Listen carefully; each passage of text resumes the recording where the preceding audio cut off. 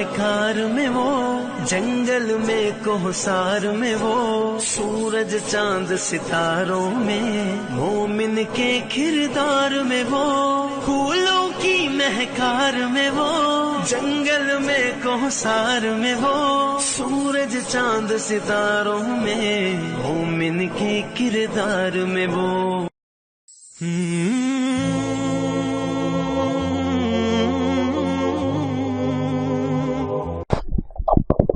السلام علیکم۔ بسم اللہ الرحمن الرحیم، الصلاة والسلام علی رسولہ الکریم وعلی آلہ وصحبہ اجمعین، اما بعد۔ مولانا الیاس صاحب رحمۃ اللہ علیہ نے فرمایا کہ میں نے اللہ سے 3 دعائیں مانگی جو قبول ہوگی۔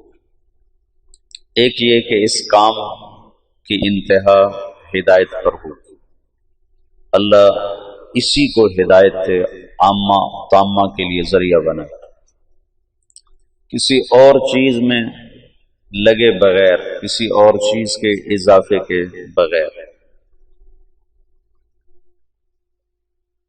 1993-94 میں کچھ اختلاف ہوئے بڑوں میں، اور یہ شروع سے چلی آ رہی ہے بات، کوئی نئی نہیں۔ صحابہ کا جو اختلاف ہے اس کی ایک حکمت یہ ہے کہ ہمیں اختلاف کرنے کا بھی طریقہ ہے کہ اختلاف کرنا کیسے ہے۔ جو بہت سی حکم میں سے ایک حکمت یہ ہے کہ جو صحابہ میں اختلاف ہوا اور جنگ تک نوبت پہنچی، چونکہ آئندہ امت نے آپس میں اختلاف کرنا تھا، جو فساد تک بھی پہنچنا تھا، اور ان میں اختلاف نہ ہو یہ دعا قبول بھی نہیں ہوئی تھی۔ تو جب میرا کسی سے اختلاف ہوتے ہوتے لڑائی تک بھی چلا جائے تو اس میں مجھے کیا کرنا چاہیے؟ مثلا جب جمل کی جنگ میں حضرت علی کو فتح ہوا تو مفتوح پر غصہ بھی ہوتا ہے اور طاقت بھی حاصل ہو چکی ہوتی ہے، تو فاتح بے دریغ خون بہاتا ہے۔ تو آپ نے فرمایا کہ نہ کسی بھاگنے والے کو قتل کیا جائے، نہ اس کا پیچھا کیا جائے، اور نہ مال جو چھوڑ گئے ہیں اسے لوٹا جائے، نہ اسے مال غنیمت بنایا جائے۔ یہ کتنا بڑا درس ہے، کتنا بڑا سبق ہے یہ۔ جب 132 ہجری میں بنو عباس غالب آئے تو اختلاف میں کیا ہونا چاہیے اس کا بھی عمل موجود ہونا ضروری تھا تاکہ تجاوز کرنے والوں پر حجت قائم کی جا سکے۔ تو یہ جو جنگیں ہیں صحابہ کی آپس میں، یہ ایک درس عظیم ہے 2 قوتوں کے آپس میں۔ ان طائفتان من المؤمنین اقتتلوا، خود اس میں اشارہ ہے کہ یہ ہوتا رہے گا۔ تو علی بن عبداللہ جو تھا ابو جعفر کا چچا، اس نے جب دمشق فتح کیا تو بنو امیہ کی جو موجودہ نسل تھی اس کا جرم تو نہیں تھا بنو ہاشم کو قتل کرنا، وہ تو ذوف کے زمانے میں پکڑے گئے، انہوں نے معافی مانگی تو اس نے ان کو معاف کر دیا۔ پھر ایک شاعر آیا اور اس نے آ کر امام زید بن زین العابدین کے قتل کا واقعہ اشعار میں بیان کیا، جو ہشام کے زمانے میں شہید کیے گئے، پھر ان کی لاش کو سولی پہ لٹکایا گیا۔ تو یہ حضرت زین العابدین کے بیٹے ہیں، ان کی والدہ سندھی تھی، سندھ کی لونڈیوں میں وہ آئی تھیں، اس سے وہ تھے۔ تو جو زیدی شیعہ ہیں جو یمن میں ہیں، وہ امام زید کے پیروکار ہیں، وہ صحابہ کو برا نہیں کہتے، اور اہل سنت والجماعت کے قریب ترین ہیں، قریب ترین، زیادہ سے زیادہ ان پر فسق کا حکم لگتا ہے یا مبتدع بعض چیزوں۔ اس نے وہ واقعہ اشعار میں جو بیان کیا تو 50 نوجوان تھے بنو امیہ کے اس وقت علی بن عبداللہ کے دسترخوان پر مدعو، تو اس نے ایک دم ان کے قتل کا حکم دیا، پھر ان کی لاشوں کو جوڑ دیا، پھر اس کے اوپر دسترخوان بچھایا، پھر ان کی لاشوں پہ بیٹھ کے کھانا کھایا، اوروں کو بھی بٹھایا، خود بھی۔ نیچے ابھی کچھ مرے تھے، کچھ میں جان رمق واقعی تھی، وہ سسک رہے تھے، کراہ رہے تھے، اور وہ اوپر دسترخوان بچھا کے کھانا کھاتا رہا اپنے شرکاء کے ساتھ۔ حمص جب فتح کیا بنو عباس نے، تو ان کا جو سالار تھا جب وہ شہر میں داخل ہوا تو رات کو گھر گھر سے رونے کی آواز آ رہی تھی۔ اس نے کہا یہ کیسی آواز ہے؟ کہ جن کے افراد جنگ میں قتل ہوئے ان کے بچے بیویاں مائیں رو رہی ہیں، کہ ان کا رونا بھی بند کیا جائے۔ تو اس نے ہر گھر میں گھس کر اس کے سپاہیوں نے عورتوں کو بھی قتل کر دیا، بچوں کو بھی قتل کر دیا، ماؤں کو بھی قتل کر دیا، بیویوں کو بھی قتل کر دیا۔ اب یہ پکڑے جائیں گے کہ ان کو معلوم تھا کہ جب آپس کا اختلاف ہو تو کہاں تک تلوار چلتی ہے۔ حجت قائم کر دی گئی۔ یہ حجت نہ ہوتی تو پھر کوئی کتنا بھی دور جا سکتا تھا۔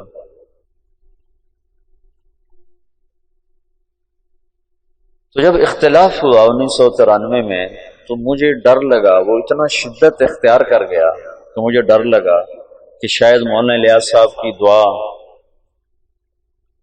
کی قبولیت ہے کہ نہیں ہے کہ نہیں ہے۔ لیکن اللہ نے اس فتنے کو ایسے ختم فرمایا اور دعوت کی محنت کو پھر ایسے اٹھایا کہ جیسے اختلاف ہوا ہی نہیں تھا۔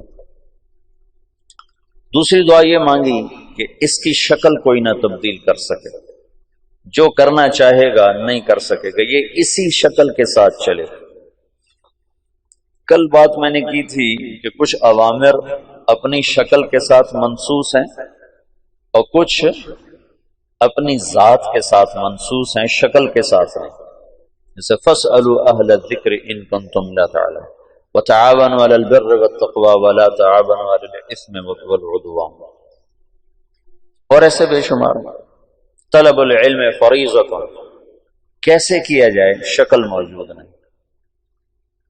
ویسے بھی جو لفظ سبیل ہے وہ الف نام کے بغیر ہے، فمن شاء اتخذ الی ربہ سبیلا، یہ قرآن میں 2 دفعہ ہے۔ ان هذه تذکرہ فمن شاء اتخذ الی ربہ سبیلا، ایک دفعہ سورہ مزمل میں ہے اور ایک دفعہ غالباً مدثر میں ہے، نہیں اس میں دہر میں، سورہ دہر میں۔ تو سبیل کا جو لفظ ہے یعنی وہ راستہ جو اللہ تک پہنچائے، یعنی وہ جہد۔ ویسے تو نماز، روزہ، حج، زکوٰۃ یہ اعمال ظاہر ہیں جن کے ذریعے سے آدمی اللہ کو پاتا ہے۔ محنت کا وہ طریقہ جس سے یہ اعمال زندگی میں آئیں اور اللہ کی پسندیدہ زندگی انسان اپنا لیں، وہ ایک نہیں ہے، کئی ہیں۔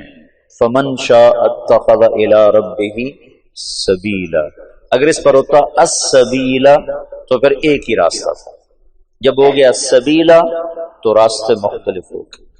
جب میں نے 1999 میں یہ شروع کیا یہ طرز تعلیم، تو میرے ساتھیوں نے میرے اوپر بڑے اعتراض کیے کہ یہ سلف کے راستے سے ہٹ کر ہے۔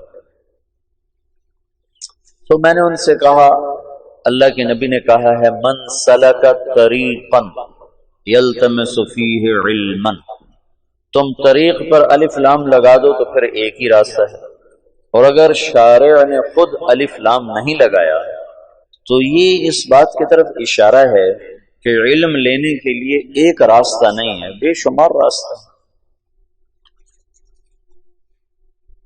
ہاں یہ شرط ہے کہ وہ علم تک پہنچائے، صحیح، یہ شرط ضروری ہے، کہیں اور لے کے چلا جائے تو پھر تو ہلاکت ہے، لیکن اگر وہ علم تک پہنچا رہا ہے تو وہ طریق کے عموم میں داخل ہے۔ من سلک طریقا فمن شاء اتخذ الی ربہ سبیلا، سبیل کا جو عموم ہے اس میں ہر وہ جہد جو اللہ سے ملا دے، قواعد شرعیہ سے ٹکراؤ نہ ہو، اصول دین سے ٹکراؤ نہ ہو، تو وہ سبیل کے عموم میں داخل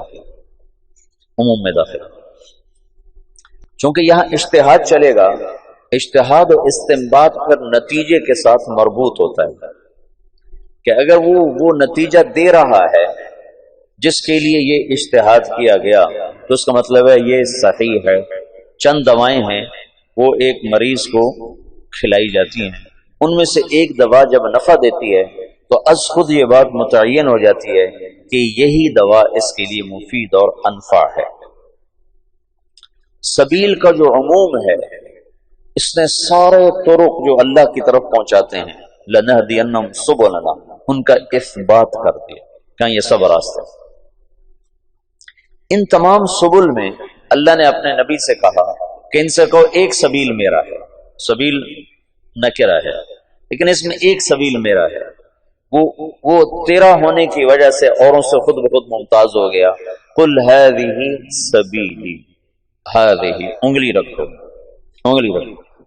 دل کا نہ کرو، هَذِهِ کے ساتھ اس میں اشارہ قریب کا ہے نا، هَذِهِ انگلی رکھنے سے متعین ہو گیا کہ یہ سبیلی کیا ہے، ادعو الی اللہ، میں اللہ کی طرف بلاتا ہوں۔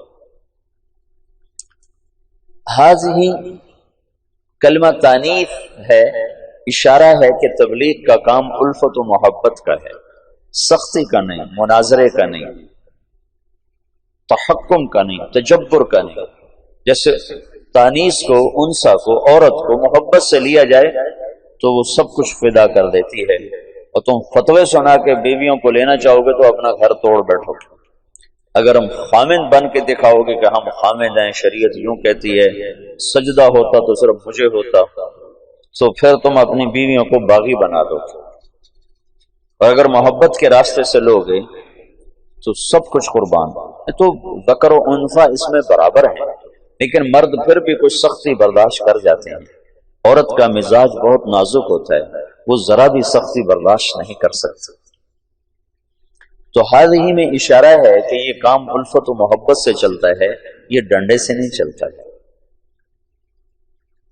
پھر ہذہ سبیلی میں ایک خبر کے ساتھ اظہار فخر بھی ہے کہ اگر تمہیں اپنے راستوں پر فخر ہے تو ہذہ سبیلی، میرا بھی یہ راستہ ہے، یہ میرا راستہ ہے، یہ میرا راستہ ہے۔ سمجھ لو اس میں لہجے میں اٹھانا، جیسے بڑی گاڑی والا کہتا ہے یہ میری گاڑی ہے، میں ایک مثال دیا کرتا ہوں، یہ میری گاڑی ہے۔ تمہارے کئیوں کے پاس سائیکل ہیں، تم کہتے ہو یہ میرا سائیکل ہے، کہتے ہو؟ تم تو ویسے ہی تواضع میں مر جاتے ہو، مجھے سائیکل ہے، چہرے پر بھی تواضع آ جاتی ہے۔ ہذہ سبیلی، اس میں ایک اظہار فخر ہے کہ کہو میرے نبی یہ ہے میرا راستہ، ادعو الی اللہ۔ تو سبل سبیلا میں ایک سبیل اللہ کے نبی کا ہو گیا تو اپنے آپ ممتاز ہو گیا، اپنے آپ اونچا ہو گیا۔ علی بصیرت، اس راستے کی سواری کیا ہے؟ بصیرت، پیسہ نہیں، ڈگری نہیں، سند نہیں، بصیرت، شکل و صورت نہیں، بصیرت۔ بصیرت صفات کے مجموعے کا نام ہے، اس کا کوئی ایک مطلب نہیں کہا جا سکتا۔ بیگ اٹھا لو، بھائی بیگ ہے، کہتے بھائی بیگ اٹھا لو، تو خالی بیگ مراد ہے یا اس میں چیزیں بھی ہیں؟ خالی بیگ کو لے کر کیا کرو گے چلے میں؟ بھائی ایک بیگ بھی ساتھ لے لو، ہم کہتے ہیں بھائی ایک بیگ لے لو، تو بیگ سے مراد ہے کہ خالی بیگ اٹھا کے چل پڑو۔ بیگ کے لفظ میں ساری چیزیں آ گئیں خالی بیگ کہنے سے۔ بصیرت یہ 6 نمبر کا مجموعہ بصیرت، یہ 6 صفات اور جتنی صفات ایمان ہیں ان سب کے مجموعے پر بصیرت کا لفظ میرے خیال میں آنا چاہیے، علی بصیرت، کہ اس راہ کا جو مسافر ہے اس کی سواری پیسہ نہیں، ڈگری نہیں، اس کی سواری صفات ایمان ہے۔ پھر یا رسول اللہ آپ اکیلے ہو کر؟ نہیں، اکیلے نہیں، امت کو شریک کرنے کے لیے آنا کا اضافہ ہے۔ آنا جیسے ریلوے انجن آ کر ڈبوں کو پکڑتا ہے، اس میں ایک ہک لگا ہوتا ہے، وہ آ کر ایسے ڈبوں میں فٹ ہوتا ہے اور سارے ڈبوں کو کھینچ کے کراچی لے جاتا ہے۔ تو یہ آنا وہ ہک ہے، جو ایسے آ کے پوری امت کے ڈبوں میں پھنسا ہے، وَمَنِ اتَّبَعَنِي، جو میرے اتباع ہیں، اور جو یہ کہتے ہیں ہم اتباع محمد صلی اللہ علیہ وسلم ہیں، ان کا کام بھی دعوت الی اللہ ہے۔ وَمَنِ اتَّبَعَنِي، اکیلا نہیں ہوں، میرے ساتھ میری امت شریک۔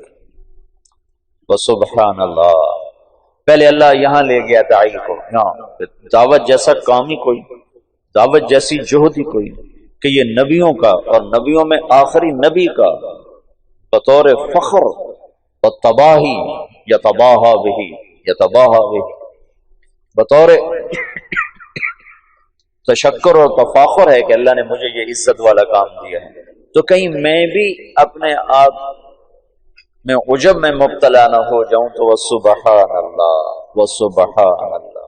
سبحان اللہ کا مطلب کیا ہے کہ یا اللہ تیری طرف بلانے کا حق کون ادا کر سکتا؟ تو سبوح قدوس، میں عبد ضعیف، میں تیری تقدیس و تحمید و تحلیل و تکبیر اور تیری طرف بلانے کا حق میں کہاں ادا کر سکتا ہوں؟ وسبحان اللہ، اللہ کی تنزیہ اور اپنا اعتراف تقصیر کہ اللہ میں مقصر ہوں، میں معترف ہوں۔ ابوء لک بنعمتک علی و ابوء بذنبی،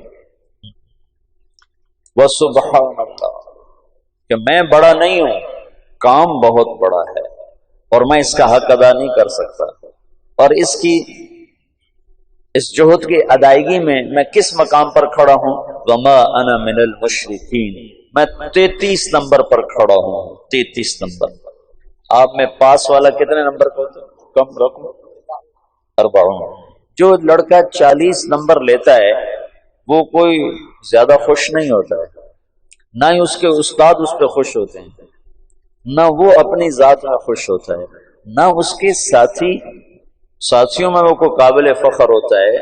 ہمارے اسکولوں میں 33 نمبر ہوتے ہیں، 33 نمبر والا ایسا پاس ہوتا ہے کہ اسے پاس ہونے کی مبارک ہی نہیں دے سکتے۔ وہ مبارک ہو آپ پاس ہو، کہتا جو کی پاس ہے بس ایویں ہی ہو گیا، نہ اس کو خوشی ہوتی ہے کہ میں پاس ہوا ہوں، اور نہ اس کے اہل کو خوشی ہوتی ہے کہ ہمارا بچہ پاس ہو گیا ہے۔ لیکن فیل ہونے کا عیب اسے نہیں دیا جا سکتا، فیل ہونے کا تانا اسے نہیں دیا جا سکتا، فیل ہونے کا عیب اس پر نہیں لگایا جا سکتا۔ تو وما انا من المشرکین میں کیا ہے کہ میرے پاس آخری درجہ ہے کہ میں شرک نہیں کرتا، میں شرک سے پاک ہوں، باقی میں مقصر ہی مقصر ہوں۔ یہ آخری دو جملے بہت خوبصورت انداز میں یوں برابر کر دیتے ہیں۔ اوپر والا حصہ بہت اونچا تھا تو اس کو نیچے لانے میں اللہ نے دو جملوں کے ساتھ تم اپنی ہستی نہ بھولنا، اپنی حیثیت اوقات نہ بھولنا، تم تو یہ کہو وما انا من المشرکین کہ یا اللہ میرے پاس آخری درجہ ہے کہ میں شرک نہیں کرتا۔ ایک چودھری حاکم علی تھا چونیا کا، ہماری جماعت گئی چونیا تو لوگوں نے کہا اگر چودھری حاکم کو تبلیغ کرو تو پھر ہم جانے تبلیغ کا کام کوئی کام ہے۔ چودھری حاکم وہاں کا بڑا ذمہ دار اور ڈاکو رکھے ہوئے، چور رکھے ہوئے، چوریاں کروانیاں، ڈاکے ڈلوانے، زمینوں پہ قبضے، جائیدادوں پہ قبضے، ایسا تھا۔ جماعت بھیجی، انہوں نے پتہ نہیں کیا اس سے بات کی، وہ تیار ہو کے آ گیا۔ 6 فٹ سے زیادہ اس کا قد اور یہاں اس کا جسم اور بڑی بڑی مونچھیں، کھلا کرتا، کھلا تہمد اس نے پہنا ہوا، تو مسجد میں اس کو لے کر آئے۔ تو مغرب کے بعد بیان تھا تو مغرب سے پہلے وہ آیا، تو ایک طرف ہو کر میں اس کے ساتھ بیٹھا، تھوڑی اس سے بات شروع۔ میری بات سننے کے بعد غالباً اس کو کوئی ندامت ہوئی دل میں، تو وہ مجھ سے کہنے لگا مولوی صاحب وما انا من المشرکین، اس کو ایک واقعہ سے مزید واضح کرنے کی کوشش کر رہا ہوں۔ تو بڑے افسوس کے ساتھ کہنے لگا مولوی صاحب ایک میں شرک کوئی نہیں کیتا، باقی ہر عیب کر چھڑے، باقی ہر عیب کر چھڑے، ایک شرک کوئی نہیں کیتا، کوئی ساڑی بھی بخشش ہے، کوئی ساڑی بھی بخشش ہے۔ وما انا من المشرکین کی جو کیفیت میں ہوتا ہے وہ متواضع ہوتا ہے، وہ جھکا ہوا ہوتا ہے، وہ پسا ہوا ہوتا ہے، وہ فخر نہیں کرتا ہے۔ تو سبل بے شمار سبیل عام ہے، صرف اتنی شرط ہے اصول دین اصول شریعت سے ٹکراؤ نہ ہو اور وہ اللہ تک پہنچائے تو وہ سبیل کے عموم میں داخل ہے۔ ان میں ایک سبیل اللہ کے نبی کا ہے، ہذہ سبیلی ادعو الی اللہ، میں اللہ کی طرف بلاتا ہوں، میں اللہ کی طرف بلاتا ہوں۔ تو اب کیسے بلایا جائے یہ متعین نہیں تھا، کیسے بلایا جائے؟ ادعو الی ربک انک علی ھدی مستقیم، ادعو الی سبیل ربک انک علی ھدی مستقیم، ادعو الی ربک ادعو الی سبیل ربک بالحکمت والموعظۃ الحسنۃ وجادلھم باللتی ہی احسن۔ کیسے کیا جائے؟ تو اللہ تعالیٰ نے مولانا الیاس صاحب پر ایک راستہ کھولا، ایک ترتیب کھولی، پھر اس کا نفع لوگوں نے دیکھا اور تاحال دیکھا اور مسلسل دیکھا۔ تو جب کوئی مؤسس کوئی چیز کو تاسیس کرتا ہے تو جانے کے بعد اس میں کانٹ چھانٹ ہونا شروع ہو جاتی ہے، اس میں بہت سی تبدیلی آ جاتی ہے۔ تو مولانا الیاس صاحب کو یہ ڈر تھا کہ اس میں کوئی مجتہد نہ آ جائے، مجتہد نہ آ جائے، تو ایک دعا یہ مانگی کہ یا اللہ اس میں کوئی تبدیلی نہ کر سکے۔ تو یہ دعا قبول ہوئی اور کہا کہ اس میں جو تبدیلی کرنا چاہے گا ہو نہیں سکے۔ سب سے پہلے اس کی کوشش ہوئی مولانا یوسف صاحب کے مولانا الیاس صاحب کے انتقال کے ساتھ ہی مولانا علی میاں رحمۃ اللہ علیہ جیسے علم کے پہاڑ، مولانا منظور نعمانی صاحب رحمۃ اللہ علیہ جیسے علم کے پہاڑ، دونوں حضرات کی میں نے زیارت کی ہے اور اللہ گواہ ہے جتنے بڑے وہ علم میں تھے اتنے ہی بڑے وہ تواضع میں تھے، ان کے چہرے پر ہی تواضع تھی۔ عجب، جس نے حضرت رائے پوری کی صحبت اٹھائی ہے اس کے اندر تواضع ایک وصف خاص بن کے ابھرا ہے۔ جب میں نے مولانا علی میاں کو دیکھا تو میں حیران ہو گیا، میں نے کہا یہ آدمی ہے جس کی دھوم سارے عالم میں مچی ہوئی۔ اگر مجھے کوئی بتاتا نہیں کہ یہ ہیں ابو الحسن علی تو میں کہتا ہے کوئی باہر سے دکاندار اٹھ کے آیا بیٹھا ہے کمرے میں۔ اتنا مطلب چہرے پر ہی ایسی تواضع، ایک آنکھ ان کی ضائع ہو گئی تھی پڑھ کے۔ تو یہ اتنے بڑے لوگ تھے اور مولانا یوسف صاحب رحمۃ اللہ ان کے مقابلے میں بہت چھوٹے تھے، عمر کے لحاظ سے نہیں، علم کے لحاظ سے۔ تو ان دونوں حضرات نے کہا یوں ہونا چاہیے، یوں ہونا چاہیے، یوں ہونا چاہیے۔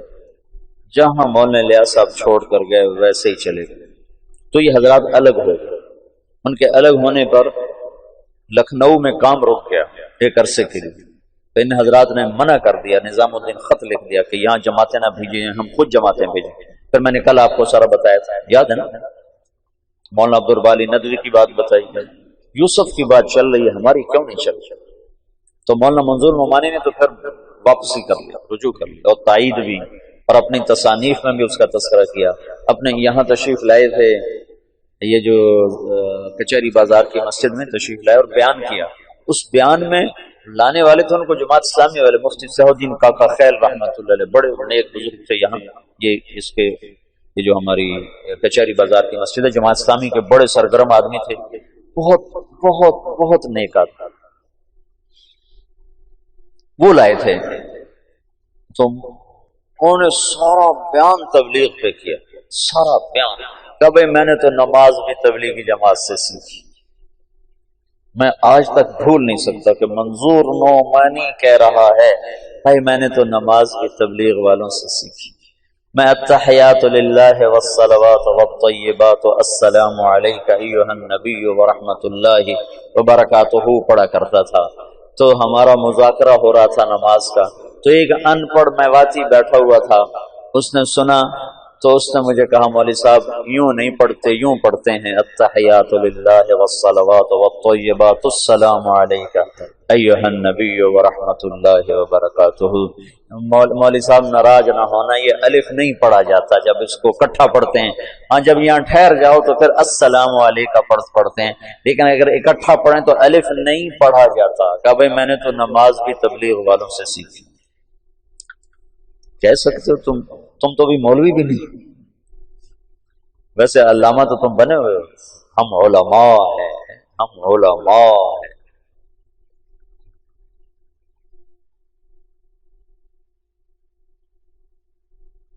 کہ بھائی میں نے تو نماز بھی تبلیغی جماعت میں سیکھی، انہوں نے مجھے اتحیات پڑھنی سکھائی، ان کا رجوع ہو گیا تھا۔ لیکن مولا علی میں رحمت اللہ علیہ بعد میں زبانی تو تعریف توصیف کے کلمات فرماتے تھے، لیکن کسی کتاب میں انہوں نے کوئی اشارہ نہیں کیا، اور وہ جب انہوں نے بیرون ملک میں تبلیغ کے اثرات دیکھے تو پھر جا کر ان کا دل نرم ہوا۔ تو اچھا وہ تو خارجی حیثیت تھی۔ 1996 97 98 میں تبلیغ کے روح رواں لوگوں نے تبلیغ کے نظام کو بدلنے کی کوشش کی۔ روح رواں جن پر تبلیغ گھوم رہی تھی، جو وہ اور تبلیغ ایک ذات بن جائیں، ان لوگوں نے اس کو بدلنے کی کوشش کی اور سارا زور لگا دیا۔ تو پھر مجھے مولانا الیاس صاحب کی یہ بات یاد آئی کہ یہ کام میں کوئی تبدیلی کرنا چاہے گا تو ہو نہیں سکے گی۔ تو میں نے کہا اب تو ہو رہی ہے، اب تو امیر کارواں خود کر رہا ہے، اب کیسے نہیں ہوگی؟ اوہو، لیکن جیسے سپرنگ ہوتا ہے نا، اس کو جتنا کھینچو جب چھوڑو تو پھر واپس اپنی جگہ پہ چلا جاتا۔ تو کو 5-6 سال 96 97 98 99 2000 5 برس مسلسل پورا زور لگا کہ اس میں کچھ تبدیلی کی جائے، اجتہاد کیا جائے، یہ ٹھیک نہیں، یہ ٹھیک نہیں، یہ کیوں جائے، یہ کیا جائے، یہ کیا جائے، اور کرنے والے اعلیٰ سطح کے۔ تو وہ اس بندے الیاس کی دعا قبول تھی، اس کو اللہ نے اسی نہج پر رکھا تو وہی گشت ہے، وہی تعلیم ہے، وہی بیان ہے۔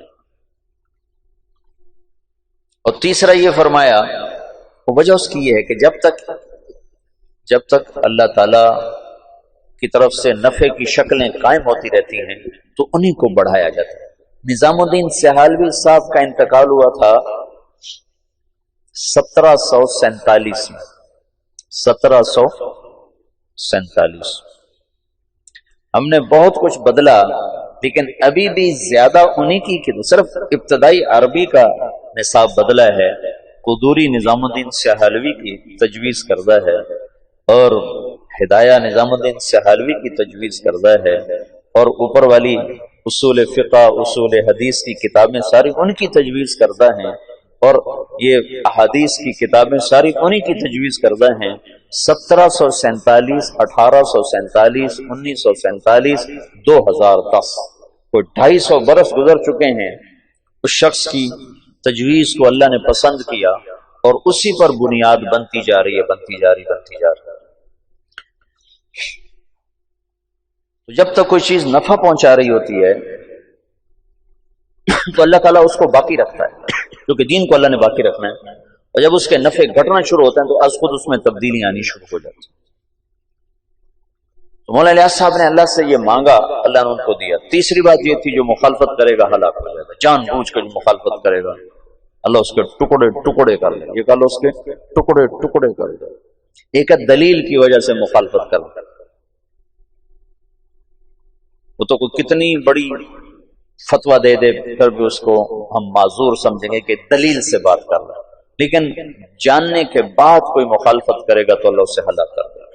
تو یہ کتنا بے جان سا گشت نظر آتا ہے تمہارا۔ ایسے ہی ہر مسجد کا حال ہے، تبلیغ والے 50، گشت کرنے والے 5، اور تبلیغ کا متعارف 2000 اور بیٹھنے والے بیان میں 20۔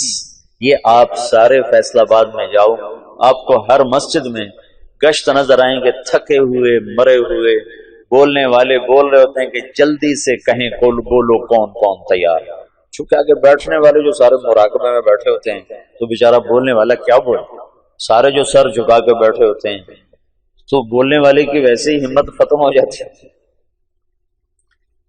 تو دیکھنے میں یوں نظر آتا ہے کہ یہ کیا مرے مرے گشت ہیں، اس سے تو کچھ بھی نہیں ہونا چاہیے، لیکن جب اجتماع ہوتا ہے تو لوگ کہاں سے آ جاتے ہیں۔ جب ہم دنیا میں پھرتے ہیں تو وہاں اس کے اثرات کیسے نظر آ جاتے ہیں۔ ساری دنیا میں یہاں یہ پیچھے عصر کے بعد چل رہا تھا، 3 نوجوان آئے، میں نے کہا کہاں سے آئے ہو؟ کہا جی ہم اسپین سے آئے ہیں۔ میں یہ سمجھا یہ اسپین سے آئے ہیں، اسپین، یہ ہسپانیہ، اٹلی کے، یہ فرانس کے ساتھ۔ تو مجھے یہ میں نے کہا پاکستان میں کہاں کا ہوگا؟ جو گجرات ہے۔ تو میں یہ سمجھا کہ یہ ان پڑھ لوگ ہیں مزدور، تو اسپین کو اسپینے کہہ رہے ہیں، پنجاب میں اسپینچ آئے ہیں، اسپینچ۔ اس میں میں ناروے گیا تو ایک ہماری وہاں رشتے میرے ماموں کی بیٹی رہتی ہے، تو کہنے لگی ویکھیا ساڈا ناروا؟ میں کہا ویکھ لیا ناروا۔ ویکھیا ساڈا ناروا؟ میں کہا ویکھ لیا تیرا ناروا۔ میں کہا یہ ان پڑھ ہیں تو یہ اسپین کو اسپینے کہہ رہے ہیں۔ لیکن پھر مجھے خیال ہے، میں نے کہا بھائی کہاں سے آئے ہو؟ کہا جی اسپینے سے آئے۔ پھر ان کا اسپینے سے، پھر مجھے شرم آئی کہ میں ان کو ٹوکوں، پتہ نہیں یہ غلط کہ میں غلط۔ میں نے تیسری دفعہ کہا، میں نے کہا کہاں سے آئے ہو؟ تو وہ سمجھ گئے کہ ان کو پتہ نہیں چل رہا۔ تو کہنے لگے مولانا صاحب اسپینے ایک جزیرہ ہے جو جاپان سے بھی اوپر ہے، جاپان کے اوپر، امریکہ کے تابع، اور وہاں سے آئے ہیں۔ وہاں سے جاپان سے 3 گھنٹے کی فلائٹ ہے۔ تو میں نے کہا ادھر کدھر آ گئے؟ میرے پاس کیسے آ گئے؟ کہا جی آپ کی کیسٹیں وہاں بھی چل گئی۔ ادھر کیسے چل گئے؟ کہا ادھر تبلیغ کا کام ہو رہا ہے۔ میں نے کہا وہاں کون پہنچ گیا؟ پاکستان سے۔ تو میں آج پہ ایک دفعہ اسپینے کا نام سن رہا ہوں۔ کہا جی آسٹریلیا سے جماعتیں پہنچی وہاں چلے چلے، کیونکہ آسٹریلیا وہاں سے قریب ہو جاتا ہے، آسٹریلیا سے وہ جزیرہ کوئی 4 گھنٹے کا جہاز بن جاتا ہے۔ کہا جی آسٹریلیا سے جماعتیں ہمارے پاس آئیں، ہماری ساری راتیں کلب میں گزرتے تھے، ناچ گانے میں گزرتے تھے، اور وہاں بہت بڑی جامع مسجد ہے، اور اس میں کوئی 1 لاکھ کی آبادی ہے، 10-15 ہزار مسلمان ہیں۔ اب ان کی راتیں کلب کی بجائے مسجد میں گزرتی۔ اور ہمارے امام صاحب ہیں بنگالی، وہ کہیں سے آپ کی کیسٹیں لائے تھے جب بنگلہ دیش گئے تھے، تو اس کے بعد سے آپ کی کیسٹیں وہاں بہت چل رہی ہیں، اور آس پاس جتنے جزیرے ہیں سب میں تبلیغ کا کام ہو رہا ہے۔ اب بتاؤ کوئی مدرسہ یہاں تک پہنچ سکتا ہے؟ کوئی خانقاہ یہاں تک پہنچ سکتی؟ اور دیکھنے میں یہی گشت تمہیں نظر آ رہے ہیں، تم بادی نظر میں دیکھو گے تو کہو گے یہ کیا ہے۔ خود اپنے آپ کو بھی کئی دفعہ خیال آتا ہے، لیکن جو چیز اللہ کے ہاں قبول ہو جاتی ہے اس کے اثرات بارش کے قطروں کی طرح آہستہ آہستہ آہستہ پڑتے رہتے ہیں، اور بات آگے چلتی رہتی ہے۔ سارے عالم کے انسانوں تک اللہ تعالیٰ نے اپنے پیغام کو پہنچانے کی ایک شکل قائم فرما دی۔ تو میرا یہ جی چاہتا ہے کہ تم انشراح صدر کے ساتھ اس میں چلو۔ یہ صفات کو سیکھنے کی محنت ہے۔ اگر تو تبلیغ کا کام صرف تقریر کی محنت ہے پھر تو تم میں سے کسی کو جانے کی ضرورت نہیں۔ اگر معلومات کی محنت ہو پھر بھی تمہیں جانے کی ضرورت نہیں کہ تمہیں تبلیغی معلومات ساری حاصل ہیں۔ تم 6 نمبر پر تقریر کر سکتے ہو، تم بعض بچے بہت اچھی کر سکتے ہوں، لیکن یہ ان 6 صفات کو اندر اتارنے کی اور پورے عالم میں پہنچانے کی محنت ہے۔ اور ابھی پاکستان میں بھی ایک بے بہا خلقت ایسی پڑی ہے جو تبلیغ کے کام سے ناآشنا ہے، جنہیں پتہ ہی کوئی نہیں تبلیغ کیا کام ہے۔ اور سارا عالم تو پھر سارا عالم ہے، یہ ایک رخ۔ دوسرا رخ میری ذات سے متعلق ہے کہ میں خود ان ایمانی صفات میں آگے بڑھنا چاہتا ہوں۔ صرف میں تقریر کے لیے یقین کی کلمے کی بات کرنا تقریراً نہیں ہے، قلباً چاہتا ہوں۔ نماز پہ صرف بولنا نہیں ہے، نماز پڑھنا چاہتا ہوں۔ علم پہ صرف تقریر نہیں ہے، علم کا تاثر چاہتا ہوں۔ ذکر پہ صرف بیان نہیں ہے، میں ذاکر بننا چاہتا ہوں۔ اخلاق پہ صرف گفتگو نہیں ہے، میں اخلاق والا بننا چاہتا ہوں۔ اخلاص کے صرف نقطے بیان کرنا نہیں ہے، میں مخلص بننا چاہتا ہوں۔ تبلیغ کی صرف قرآن و حدیث سے دلیل دینا نہیں ہے، میں تبلیغ والا بننا چاہتا ہوں۔ مولانا الیاس صاحب فرماتے تھے میں اس کام سے 2 باتیں چاہتا ہوں، ایک اندر ایک باہر۔ اندر یہ چاہتا ہوں کہ اللہ پر مر مٹنے کے سوا ہر جذبہ ختم ہو جائے، اور باہر یہ چاہتا ہوں کہ اللہ کے نام کو لے کر دنیا کے آخری کنارے تک پہنچنے کی شکلیں قائم کی جائیں۔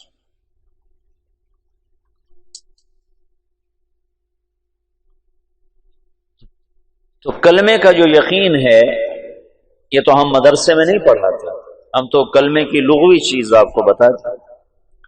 تمہارے استاد شیخ رمزی فرما رہے تھے کہ ان کے استاد صاحب نے لفظ اللہ پہ 1 مہینہ تقریر کی دارالعلوم میں. 1 مہینہ. یہ مشتق ہے کہ جامد ہے کہ پتہ نہیں الف لام کون سا ہے اور یہ ولیحہ سے ہے علیحہ سے ہے. تو مدرسے میں تو یہ بتایا جائے گا، لیکن اللہ دل میں حرارت پیدا کرے یہ مدرسہ نہیں بتا سکتا. نہ یہ مدرسے کی زبان ہے کہ وہ تمہیں ایسے اللہ بتائے کہ دل دماغ تمہارا ہل کے رہ جائے اور پر ہو جائے اس کی محبت سے. تبلیغ اللہ کی محبت تک پہنچنے کے لیے پہلے نمبر کی دعوت سکھاتی ہے. پہلا نمبر بولو.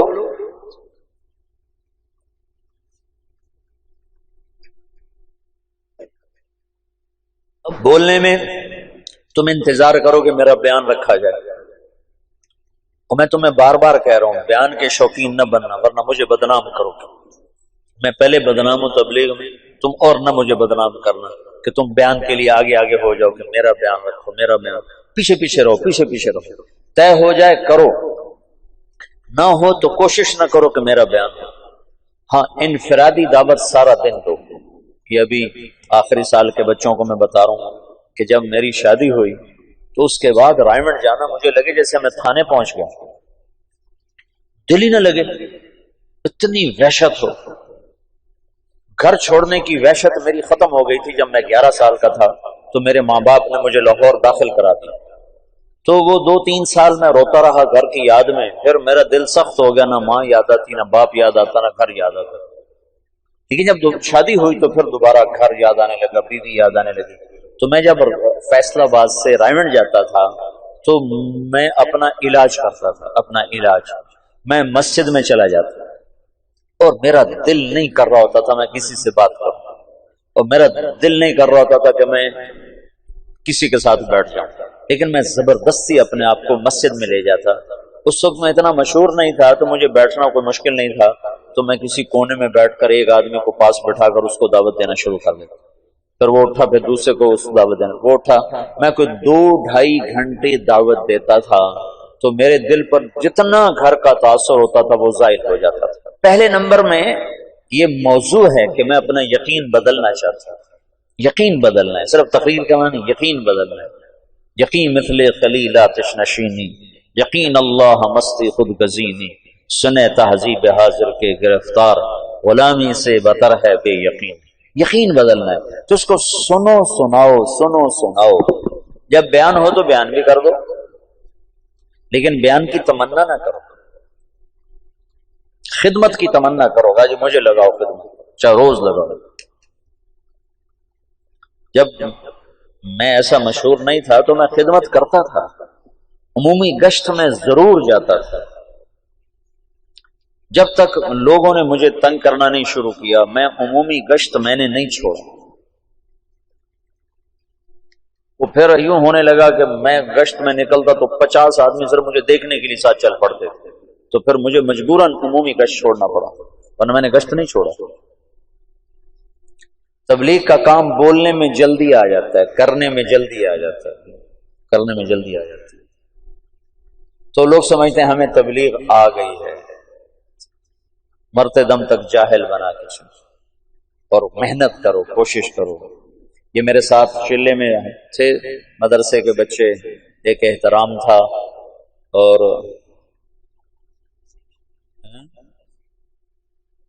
ایک اور کون تھا، نہیں میرے چلے میں جب میں نے چلے لگا. کچھ تلمبے کے تھے، تلمبا جو مدرسہ ہے اس کے تھے.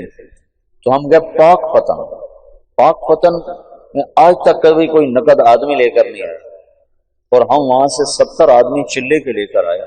تو سارے رائمنڈ والے حیران پریشان ہو گئے.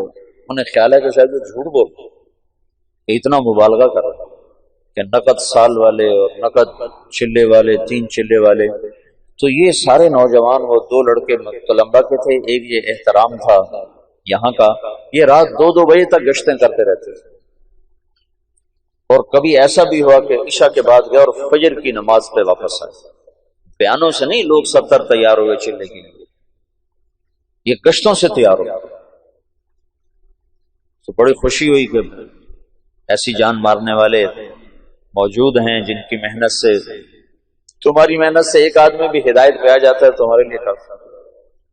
پھولوں کی مہکار میں وہ، جنگل میں کوہسار میں وہ، سورج چاند ستاروں میں مومن